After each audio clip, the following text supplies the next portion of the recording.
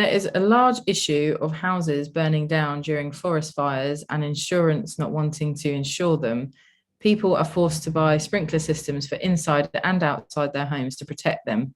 Is ILUS looking into creating systems like this, especially in areas like California and Greece, where they are drought prone and 60% less water could be a huge problem saver?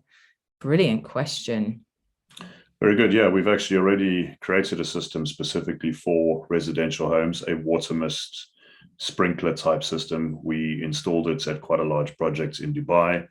It was a very upmarket project. It was a pump-driven water mist sprinkler system for each individual home. So we've got the technology.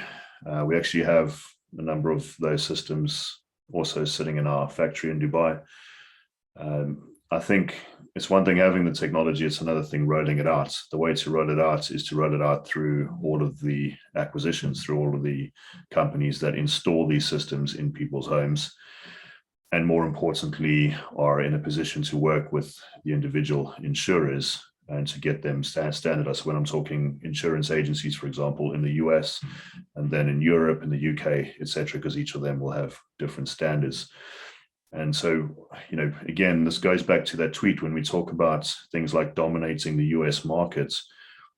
The way we are doing that is we're going to buy up all of these different companies that install these types of systems. So yes, firefighting equipment on one side of it, all the companies that are supplying the fire brigades, not all, but a large majority. And I can explain how that strategy works so well for us at such a time as this.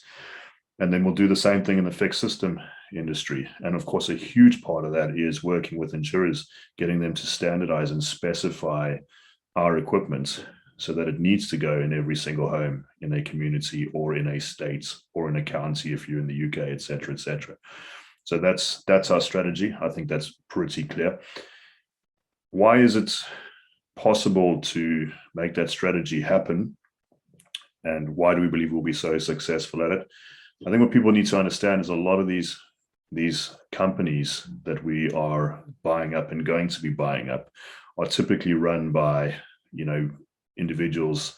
They're typically family-run businesses, and they're run by individuals that are looking to retire.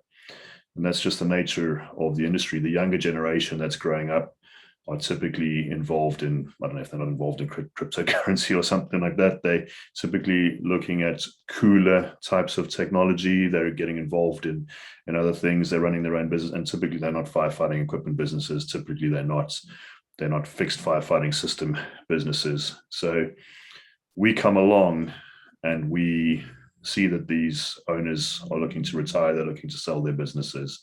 And of course, we can get some really good deals for these businesses. And that's why we want to acquire all of these municipal suppliers, all of these fire brigade suppliers, etc., and just do that. And it's why it's a fairly straightforward thing for us to be able to do it at the moment, because the need for the technology is not going away.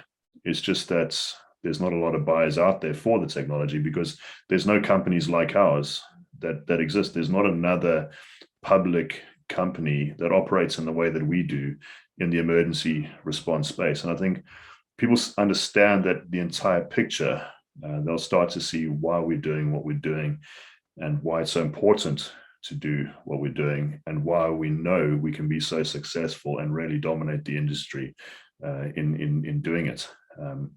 Again, I've digressed slightly away from that question, but that will show how we can expand, so widely into all these different markets. Brilliant. That's very useful to add on.